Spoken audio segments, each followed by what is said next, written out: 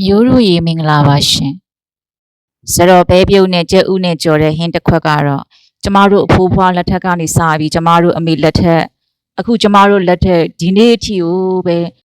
ကြိုက်ကြတဲ့ဟင်းတစ်ခွက်ပါရှင်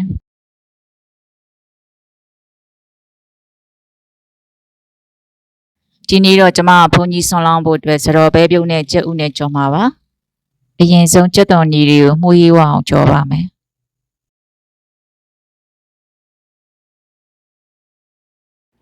မနက်စောစောပဲပြုတ်တယ်လာတော့ကျမအမေကပဲပြုတ်ထားဝယ်ပေးထားတယ်ရှင်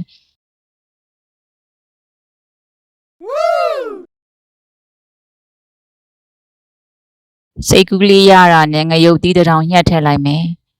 ပဲပြုတ်အချိုလေးထဲမှာအဆက်ကလေးရောဝအောင်လုပ်ပါရှင်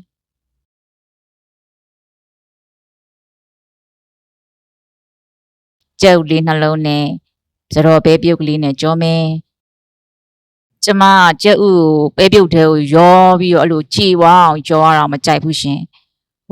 ခေါင်းမုတ်ကလေးလိုပေါ့ခေါင်းမုတ်ကလေးတွေကိုပဲပြုတ်အစာလေးထည့်တယ်လို့အဲ့လိုဟာမျိုးလေးကိုကျမကြိုက်တာပြီးရင်တော့ဟိုဘက်ဒီဘက်လှန်ပေးမယ်ရှင်ပဲပြုတ်နဲ့ကြက်ဥလေးအကျော်တင်းပြီးနဲ့ကျွတ်တဲ့အရာသာလေးရပြီးမှုေးချင်လို့အိမ်မှာစိုက်ထားတဲ့ကြက်သွန်မိတ်ကလေးကိုဖြူလိုက်မယ်